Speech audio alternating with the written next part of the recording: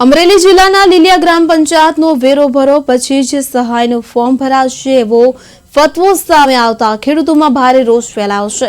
સૌરાષ્ટ્રમાંથી ભારે વરસાદથી પાકને 100% નુકસાન થતા રાજ્ય સરકારે 10,000 કરોડના કૃષિ સહાય પેકેજની જાહેરાત કરી હતી, પરંતુ લીલિયા ગ્રામ પંચાયતમાં સરપંચ જીવનભાઈ વોરાએ તલાટી કમ મંત્રીને વેરો બાકી હોય એવા ખેડૂતોના ફોર્મ ન ભરવા સૂચના આપતા સહાય પ્રક્રિયા અટકી પડી।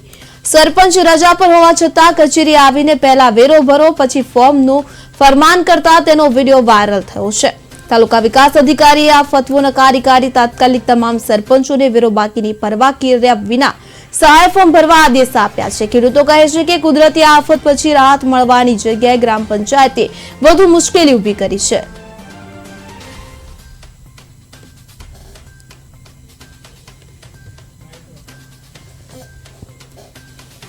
સરપંચ શ્રી દ્વારા જે વિડીયો વાયરલ થયો છે 2 દિવસ પહેલાં અમારા ધ્યાને આવતા અમે તમામ ગ્રામ પંચાયતને સૂચના કરતો લેટર કરી આપેલ છે કે તેઓએ બાકી વેરાના કારણે કોઈ પણ ખેડૂતના સહાયના પેકેજના ફોર્મ અપલોડ કરવાનું ટાળવું નહીં, બધાને લાભ મળી રહે તેવું સુનિશ્ચિત કરવું અને સરપંચશ્રીની વર્તણૂક અંગે જિલ્લા કક્ષાએ અમોએ લેખિતમાં જાણ કરેલ છે। સરપંચશ્રી દ્વારા જે વિડીયો વાયરલ થયો છે 2 દિવસ પહેલાં અમારા ધ્યાને